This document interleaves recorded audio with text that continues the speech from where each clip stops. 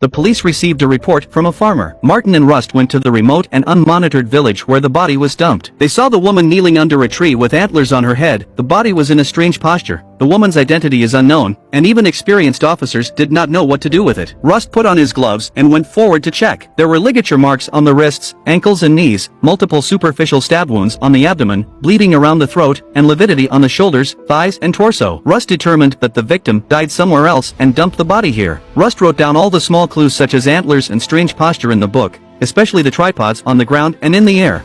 Martin jokingly said that everyone called him the tax man, and there were so many things in the book that he wouldn't miss any details.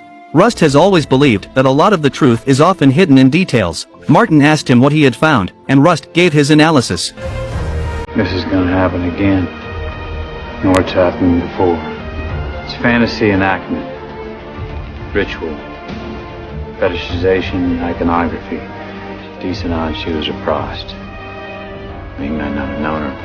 After hearing this, Martin said, sure enough, there was no mistake in the nickname, and the details were not omitted. But Martin does not agree with his analysis. The next day, they went to the medical examiner and examined the body. There were no fingerprints all over the body, and it was confirmed that the victim had been drugged and violated. In general, she was drugged, bound, tortured with a knife, strangled and suffocated, then put into a strange posture to dump the body. The whole process is extremely cruel and perverted. As for the strange antlers and tripods, still no information. They had to visit and investigate near the crime scene. They accidentally learned of a missing case 5 years ago, and they believed that the two cases must be connected. They come to local police station, retrieve the file on the missing case. Except for the photos of the missing Fontenot, everything else was blank. So they came to her uncle's house and learned that her mother had remarried, and her father was missing. So the missing case didn't seem to have much useful information. After all, the case was dropped by the local police chief a long time ago. At this time, Rust was in the courtyard, looking for clues again, and finally found something in an abandoned hut.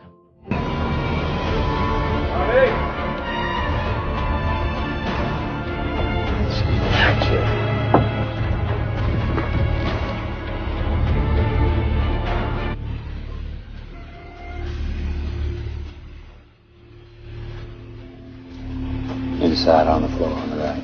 A tripod is exactly the same as the crime scene, and they temporarily call it a crown. Recently, two bizarre cases have been discovered. One is the death of Dora in 1995, and the other is the missing of Fontenot in 1990. Both cases have one thing in common, that is, the mysterious crown tripod. Rust believes that the two cases must be related, and the duo has been working in parallel, trying to find out the truth of the case. This time they came to the Dora's house and met her mother. She tearfully said that her daughter went to a church, but did not know where it was. Her friend also said that besides the church, she often went to a shelter by the lake, which was a prostitution spot, but she didn't know where it was. Although got a clue, but totally useless, they had no idea again. At this time, a man appeared in the police station to inquire about the progress of the case. This man is Reverend Tuttle and the governor's cousin. His arrival put pressure on the police department. In order to solve the case as soon as possible, the director promised to set up a special task force to replace Rust and Martin to solve the case as soon as possible.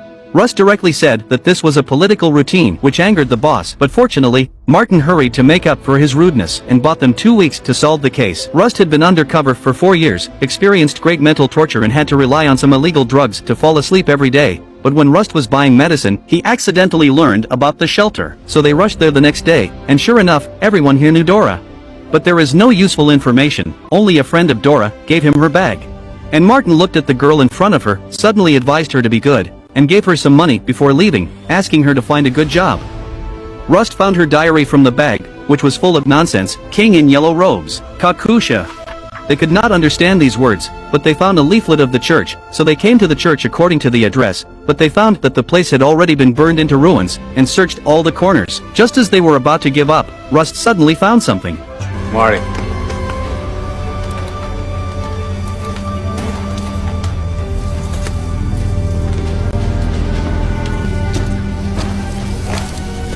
He poked aside a piece of creeper, and what came into view was a mural, which was the posture of Dora when she died. So they quickly found the former pastor of the church and wanted to know the meaning of this posture. He said Dora did come to the church, but was not impressed with her. Out of the rigor and habit of the taxman, they interrogated all the believers. 2 female believers brought out a new clue. The girl had been in contact with a tall man with burn marks on his jaw, and there seems to be a feud between them.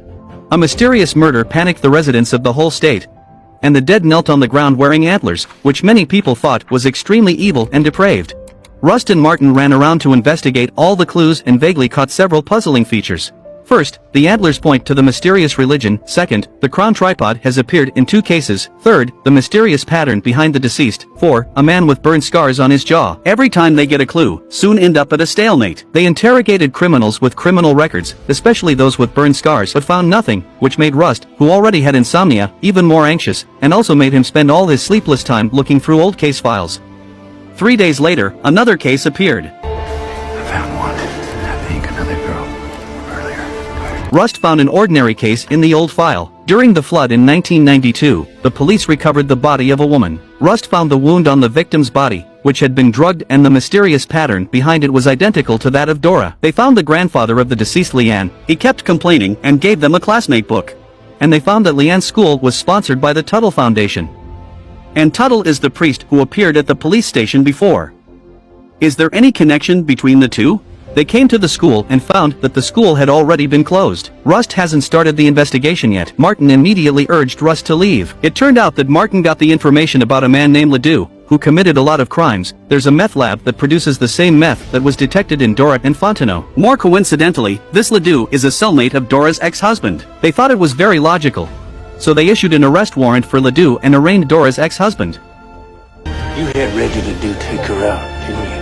The ex-husband denied the fact that he hired someone to kill his wife, but he did show him a picture of Dora. He asked Martin, did Ledoux kill his ex-wife? Martin ignored him, which made his ex-husband very angry. He told them that Ledoux once said that some rich people in the South held evil ceremonies to worship Stonehenge in the forest, and often used children as sacrifices. Always mentioned king in yellow robes, Kakusha. Women and children were killed there, and most importantly, there was a thread mark behind Ledoux, which was an important symbol of the organization, and everything seemed to fit.